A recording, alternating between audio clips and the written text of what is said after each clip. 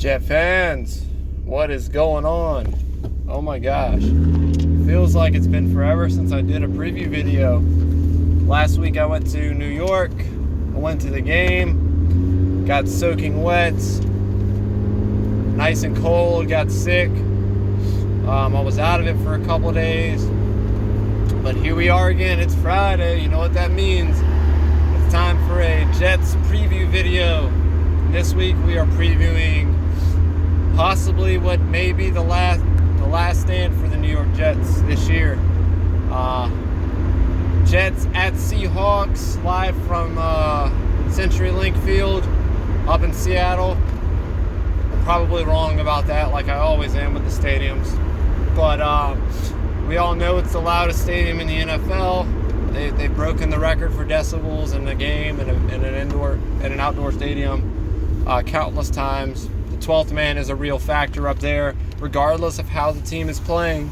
And I'm sure this year, with everything being on the line for them as well in this game, it'll be even just as loud, if not louder, than it's ever been. So we have our work cut out for us right there, right? And to add onto the fact of that, Mike White, who has not taken snaps for the Jets in 3 weeks in an actual game, will be returning to the lineup. So the cadence is going to have to be on point. They're going to have to figure out things ahead of time. They're going to have pre-rehearsed snaps and lines and hand motions, gestures that are recognizable. And everyone's going to have to be on their P's and Q's. We're not going to have time for penalties. We're not going to have time for false starts, getting behind the chains, holding calls, all that stuff. We're going to need a clean game because the Seahawks, one thing about them this year, you can say Geno Smith, you can say Kenneth Walker, that run game. You can say all kinds of things that you want. One thing they're really good at is not letting you beat them. They're going to have to, not letting them beat themselves. They don't beat themselves, right? They don't make self-inflicted mistakes. And flip that. You cannot make those self-inflicted mistakes because that's how they capitalize on teams. I think Cynthia Freeland, one of the NFL Network analysts for NFL Game Day Live or Fantasy Live, put it perfectly. The Seahawks capitalize on every single team that puts themselves in third and long, second and long, first and long, by getting behind the sticks, getting sacked. That's when the Seahawks take advantage and play their best brand of football. Geno Smith is efficient with the football. We're going to have to get after him and make it not easy for him to be efficient. We're going to have to make third and longs, second and longs. Right? So it's one of those games where you have got to be fundamentally sound, and as much as it seems like that's the same thing every week, I don't understand why the Jets this late in the season are still having those self-inflicted wounds, right? Take Zach Wilson out of the equation, because it has not all been his fault. It has been most of his fault, but not all of it. There's been penalties, there's been holding calls, there's been false starts, there's been guys lined up on the wrong side of the field, blocks in the bags. Stuff you're supposed to get cleaned up in October by the latest November, not late December, early January type of stuff. The Jets are going to have to play a clean game to win. They're going to have to. All right, so some notable injuries. Obviously, like I said, Mike White is back for the Jets, which is very big because it means they're going to have competent quarterback play for the first time in a few weeks. And they're also going to have a guy that the team just rallies around and plays harder for. I don't understand in any possible way or shape or form if that's an arguable fact or arguable statement, because you cannot argue that. Everybody plays harder around Mike White, right? So Mike White's back in the game. You're going to have competent quarterback play. You're going to have the shots taken down the field. You're going to have a vertical passing attack and a guy that stands in the pocket and does not try to play hero ball. So you're going to have that with Mike White, right? Garrett Wilson is 4 yards away from 1,000 yards receiving. And we all know how much Mike White got him the ball when Mike White was in the lineup. I mean, I think the Vikings game, he had like 160 yards. Or what was that? Yeah, that was the Vikings game. In the Bears game, or something like that. He had 160 and 150, or 160, 140, something like that. It was ridiculous numbers. And he had 2 of the longest touchdowns of his career against those 2 teams also, which was really cool. So getting Mike White back is huge for this offense because I really feel like, and Elijah Moore got his first touchdown with Mike White playing as quarterback. I feel like Mike White is the guy to get the receivers involved down the field more than Zach Wilson was, right? It seemed like Zach would take the check down, Zach would take the over the middle slants, maybe a play action rollout here or there, but he would rarely ever take a down the field shot. And it feels like, I don't know if that's more of LaFleur trying to encompass the safe plays in Zach because he wasn't confident that Zach could attack the field. I don't know what it was, but call a spade, right? So anyway, Mike White's back. For the Seahawks, Tyler Lockett, who's been the mainstay for the latter of the last 10 years, has been the mainstay at wide receiver for the Seahawks, and he will not be playing, most likely. I think he's injured pretty severely. I don't know if it's a concussion. I don't know what it is.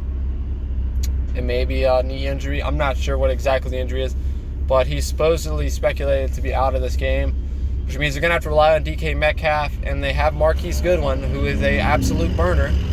You've got to watch out for him because when he catches the ball, he is gone if you give him space. Just like Kenneth Walker is. But I hope I'm saying his name right. I hope it's not Kenneth Dix. I think it's Kenneth Walker. Kenneth Walker is a burner in space, and he will get to the edge quick. He's nasty on the cutback. Reminds me a lot of LaShawn McCoy with that, where he uses that in his arsenal.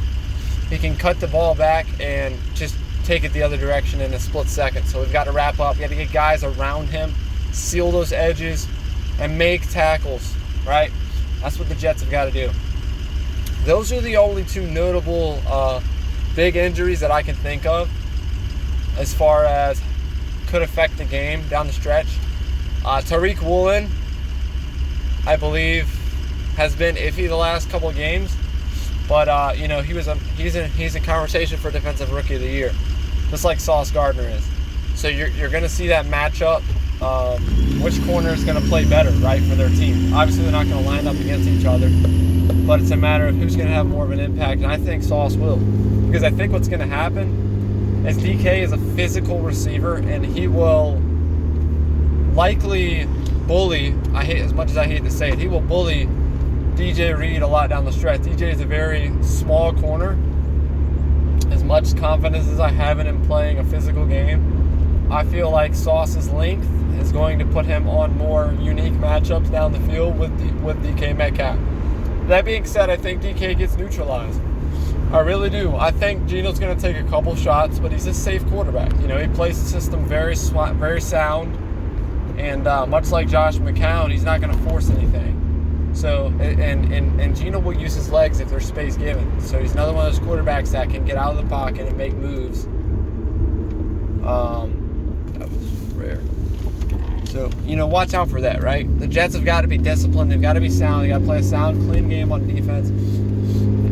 Now, as far as the offense goes for the Jets, I think this is a matchup that I really like because I feel like the Jets have not been able to run the ball well the last few games. Maybe 4 or 5 games, really. Ever since they beat the Bills, I think even in that Bears game, the Jets could not really run the ball well. I mean, they had their runs with Zonovan Knight. I'm not going to say that. Zonovan Knight had his first game and had played really well on the ground, right? But that was more of an aerial assault from Mike White that game. Call it what it is. And maybe it was because the run game opened it up. Whatever. The important thing is the Jets have got to be able to establish a run because they're playing a Seahawks defense right now, which is second worst in the league against the run. And they have not, like the Jaguars and the Lions the last couple of games, have shown improvement in their defensive poor play. The Seahawks have not.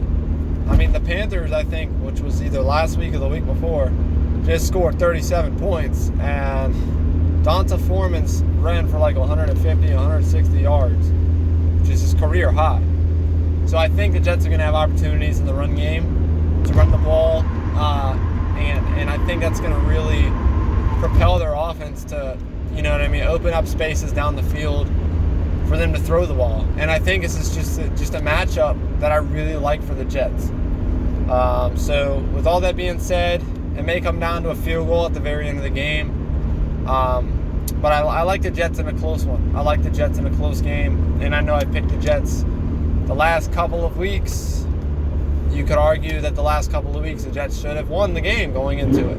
Maybe the Jacksonville game was iffy, but I mean, you know what I mean? This is a game where everybody's backs and both sides of the football, both teams are against the wall. Both teams need a win, but I feel like the Jets defense matches up really well with the Seahawks offense, and the Jets offense can maintain the ball, maintain possession throughout, running the ball effectively. Zonovan Knight, I like Bam Knight. I like Michael Carter to get more involved this game. I think that's going to happen. So, anyways, this video's gone on way too long, as always. Let me know what you guys think in the comments below, score predictions, and I'll see y'all Sundays. Do or die season, you know what I mean? The Jets win this game. Hopefully, the good thing is this is a 4 o'clock game, right? I'm going to make another video, I may or may not, about the playoffs, but it comes down to the Jets winning their games, right? You know, we're going to sit at 1 o'clock and watch the Dolphins play the Patriots and pray that Teddy Bridgewater can get it done in Foxborough. But it just seems like a really tough matchup. But we're all going to be rooting for Miami to get that. So that way, next week's game, winner take all, Dolphins or Jets, no matter what, let's get the Patriots the heck out of there, right? But with all that being said, it's going to come down to that 4 o'clock game with the Jets needing to get their business handled and done against Seattle. Regardless, Jets win. I think it's a score of 21-17. I think the Jets win the game. Let me know what your thoughts are in the comments below. Give me your predictions. Give me your scores. And I'll see y'all Sunday. Jets, Jets, Jets. Peace out.